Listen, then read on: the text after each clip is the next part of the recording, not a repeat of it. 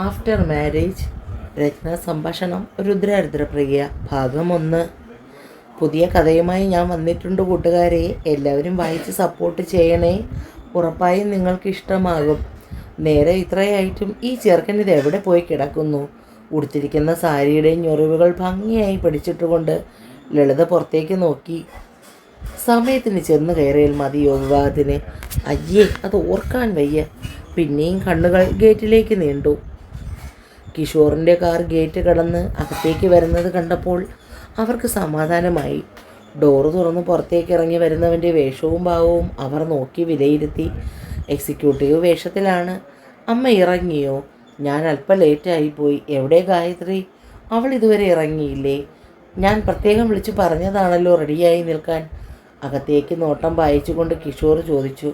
ഓ, കെട്ടിലമ്മ എഴുന്നള്ളുന്നുണ്ടോ? നിനക്ക് വേറെ പണിയൊന്നുമില്ലേ അവളെ കൂടി എഴുന്നള്ളിക്കാൻ?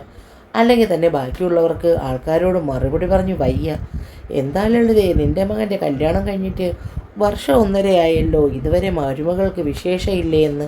പെണ്ണിനെ എവിടെയെങ്കിലും കൊണ്ടുപോയി പരിശോധിക്ക്. ഇനി മച്ചിയാണെങ്കിലോ എന്ന് പറഞ്ഞിട്ട് ലളിത് നോക്കുമ്പോൾ കാണുന്നത് സ്റ്റെപ്പ് ഇറങ്ങി താഴെ വന്ന് നിൽക്കുന്നവളെയാണ്. അവളുടെ നിറഞ്ഞ കണ്ണുകൾ കണ്ടപ്പോൾ മനസ്സിലായി അവൾ പറഞ്ഞത് മുഴുവനും കേട്ടിട്ടുണ്ടെന്ന്. അല്ലെങ്കിൽ തന്നെ ഇതുപോലുള്ള മംഗളകർമ്മങ്ങൾ നടത്തുന്ന സ്ഥലത്തേക്ക് ഇവളെപ്പോലെയുള്ളവരെ കൊണ്ടുപോകാതിരിക്കുന്നതാണ് നല്ലത്. അവൾ നിൽക്കുന്നത് കണ്ടിട്ടും രോഷം മാറാതെ അവർ പറഞ്ഞുകൊണ്ടേയിരുന്നു. അമ്മ എന്തൊക്കെയായി വിളിച്ച് പറയുന്നത്? വല്ല ബോധവുമുണ്ടോ? ഗായത്രിയുടെ നിറഞ്ഞ കണ്ണുകൾ കണ്ടപ്പോൾ അവളോടുള്ള സഹതാപത്തിൽ കിഷോർ അമ്മയോട് പറഞ്ഞു. എനിക്ക് നല്ല ബോധമുണ്ട്, നിനക്കാണ് ബോധമില്ലാത്തത്. കൂടെ ജോലി ചെയ്യുന്നവരും പഠിച്ചവർക്കും ഒക്കെ കുഞ്ഞുങ്ങളായിട്ടും നീ മാത്രം ഇങ്ങനെ എന്നെക്കൊണ്ട് കൂടുതലൊന്നും പറയിക്കേണ്ട. അവളെയും കൊണ്ട് എഴുന്നള്ളത്ത് നിൽക്കുന്നതാണെങ്കിൽ ഞാൻ വരുന്നില്ല. അവർ ചാടി തുള്ളി അകത്തേക്ക് പുറപ്പെടാൻ തുടങ്ങിയപ്പോൾ ഗായത്രി മുന്നോട്ട് വന്നു. ഞാൻ വരുന്നില്ല, കിച്ചുവേട്ടനും അമ്മയും കൂടി പൊയ്ക്കോ പറഞ്ഞിട്ട് ആരുടെയും മറുപടിക്ക് കാത്തു നിൽക്കാതെ അവൾ വേഗം അകത്തേക്ക് പോയി. അവൾ പോയ വഴിയെ പോകാനാഞ്ഞവനെ പിടിച്ചു പിടിയാലെ ലളിത പുറത്തേക്ക് വലിച്ചു. നീ ഇങ്ങനെ ഒരു പെങ്കോത്തനായി പോയല്ലോടാ അവളുടെ പിന്നാലെ ഓടാൻ. വന്ന് കാറിൽ കയറ്, ഇപ്പോൾ തന്നെ സമയം ഒരുപാടായി. പിന്തിരിഞ്ഞ് നോക്കിയവനെ അവർ ബലം പ്രയോഗിച്ച് തന്നെ കാറിലേക്ക് കൂട്ടിക്കൊണ്ടുപോയി. ഗേറ്റ് കടന്ന് കാർ കണ്ണിൽ നിന്നും മറിഞ്ഞപ്പോൾ ജാലകത്തിൻ്റെ പിന്നിൽ നിന്നും അവൾ പുറത്തേക്ക് വന്നു. ഇതിപ്പോൾ ഇവിടെ പതിവാണ്. എങ്കിലും ചില നേരത്ത് ഒട്ടും സഹിക്കാൻ വയ്യാതെയാവും. അപ്പോഴാണ് അറിയാതെ കണ്ണുകൾ നിറഞ്ഞു തൂവിപ്പോകുന്നത്. വിവാഹത്തിന് പോകുന്നതിന് വേണ്ടി അണിഞ്ഞു നിന്ന ഡ്രസ്സ് മാറ്റി ഒരു കോട്ടൺ ചുരിദാർ എടുത്തണിഞ്ഞു ഗായത്രി. മുടി വാരി മൊത്തത്തിൽ ബൺ ചെയ്ത് വെച്ചു. എടുപ്പോളം കവിഞ്ഞു കിടക്കുന്ന ചുരുണ്ട മുടി മൊത്തം മുടിയും മുകളിലേക്ക് വാരി ചുറ്റിക്കെട്ടി വലിയൊരു ബണ്ണ് കൊണ്ട് കവർ ചെയ്തു.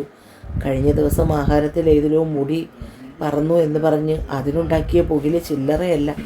അതുകൊണ്ട് തന്നെ പകുതി ഉണക്കായ മുടി മുകളിലേക്ക് വാരി കെട്ടിവെച്ചത്. മണ്ഡപത്തിലെത്തുന്നത് വരെ കിഷോർ അമ്മയോടൊന്നും സംസാരിച്ചില്ല. മകൻ ദേഷ്യത്തിലാണെന്ന് അവർക്ക് മനസ്സിലായി. നീ എന്താ കിച്ചു എന്നോട് മുഖം വീർപ്പിച്ചിരിക്കുന്നത്?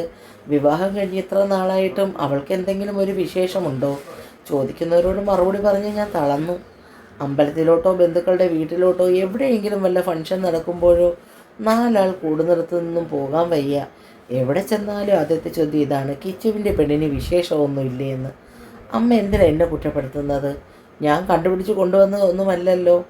നിങ്ങളെല്ലാവരും കൂടി തലയിൽ കെട്ടിവെച്ച് തന്നതല്ലേ. എന്തൊരു വെപ്രാളമായിരുന്നു എന്നെക്കൊണ്ട് പെണ്ണ് കെട്ടിക്കാൻ. കിച്ചുവിൻ്റെ സംസാരത്തിൻ്റെ രീതി മാറിയപ്പോൾ തന്നെ ലളിത ആ സംഭാഷണം അവിടെ വെച്ച് അവസാനിപ്പിച്ചു. കാരണം അടുത്തതായി അവൻ പറയാൻ പോകുന്നത് എന്താണെന്ന് അവർക്ക് നല്ലവണ്ണം അറിയാം.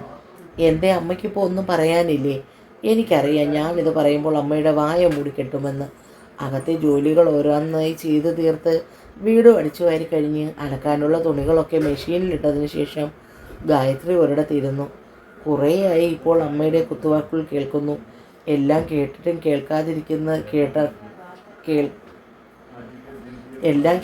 കേൾക്കാത്തതുപോലെ ഇരിക്കുന്നത്. ആരോടും പരാതിയോ പരിഭവമോ ഒന്നും പറയാതെ, അല്ലെങ്കിൽ തന്നെ തൻ്റെ സങ്കടവും പരാതിയും ഒന്നും കേൾക്കാൻ ആരുമില്ലെന്ന് ഉത്തമ ബോധ്യമുള്ളത് കൊണ്ട്.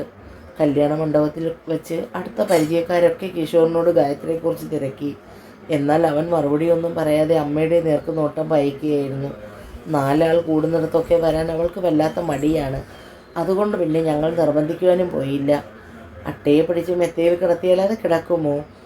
ആ അവസ്ഥയാണ് ഇവൻ്റെ ഭാര്യയുടേത്. പറഞ്ഞിട്ട് നോക്കുമ്പോൾ കാണുന്നത് പല്ലും കടിച്ചു പിടിച്ച് നിൽക്കുന്ന കിഷോറിനെയാണ്. ആരോടോ ഉള്ള ദേഷ്യം തീർക്കുന്നത് പോലെയായിരുന്നു കിഷോർ ഡ്രൈവ് ചെയ്തുകൊണ്ടിരുന്നത്.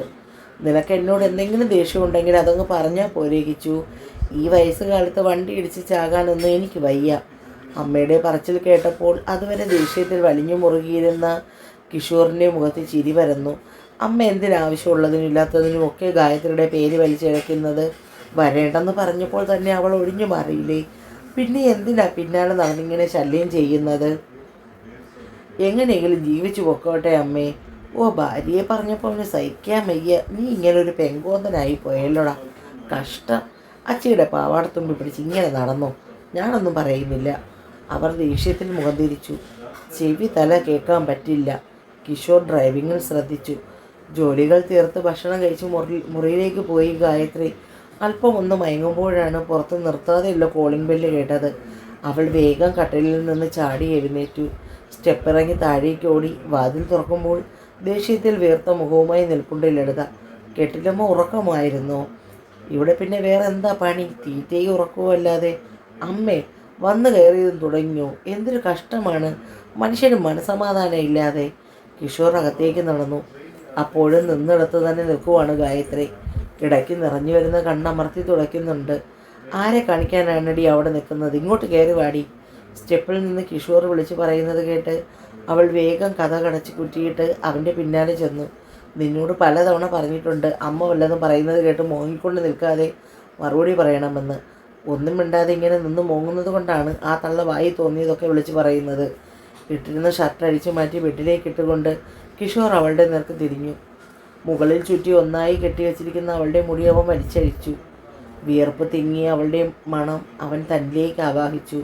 അവളുടെ മുടിക്കിടയിൽ കൈകൊരുത്ത് പിടിച്ച് പിന്നിലേക്ക് വലിച്ചു. അവളുടെ മുഖം പിന്നിലേക്ക് മലർന്നു.